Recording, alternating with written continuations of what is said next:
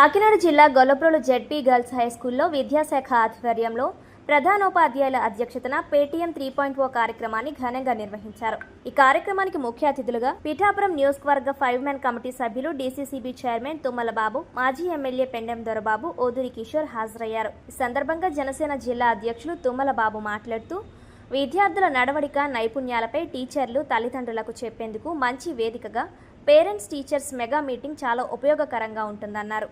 ఉదయం నుంచి ప్రారంభించిన కార్యక్రమం సాంస్కృతిక కార్యక్రమాలు, విద్యార్థుల విద్యాభ్యాసం వారి తల్లిదండ్రులకు వివరించడం జరిగిందన్నారు. విద్యార్థుల్లో నైపుణ్యాన్ని అభివృద్ధి చేసేందుకు ఇటువంటి కార్యక్రమాలు ఎంతగానో ఉపయోగపడతాయని తల్లిదండ్రులు హర్షం వ్యక్తం చేశారని పాఠశాల ప్రధాన ఉపాధ్యాయులు సూర్యప్రకాష్ రెడ్డి తెలిపారు. ఈ కార్యక్రమంలో గొల్లప్రోలు నగర పంచాయతీ చైర్పర్సన్ గంటెటి మంగతాయారు శ్రీరామచంద్రమూర్తి, స్టేట్ కాపు కార్పొరేషన్ డైరెక్టర్ చల్లా లక్ష్మి, జనసేన నాయకులు, పాఠశాల ఉపాధ్యాయులు, వారి తల్లిదండ్రులు తదితరులు పాల్గొన్నారు. చాలా మంది ఉన్నారు, పెద్దలు ఉన్నారు, ఇంకా మన స్టేట్ కార్పొరేషన్ ఉన్నారు, పింఛన్ జగదీశ్వరరావు నాయుడు గారు, గొల్లప్రోలు నుంచి పెద్దలు. జిల్లా పరిషత్ బాలికోన్నత పాఠశాల ప్రధానోపాధ్యాయుడిని. నా పేరు సూర్యప్రకాష్ రెడ్డి అండి.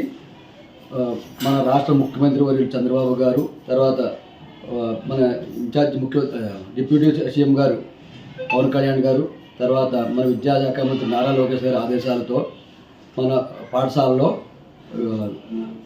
మెగా పేరెంట్స్ 3.0 ఏర్పాటు చేయడం జరిగిందండి.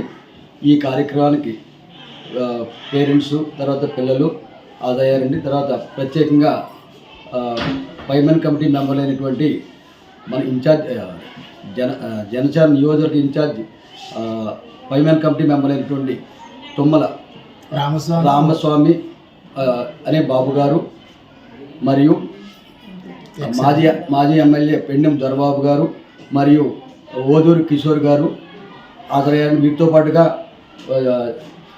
ఇతర జనసేన నాయకులు మరియు కాపు కార్పొరేషన్ మెంబర్ డైరెక్టర్ చల్లా లక్ష్మి గారు, తర్వాత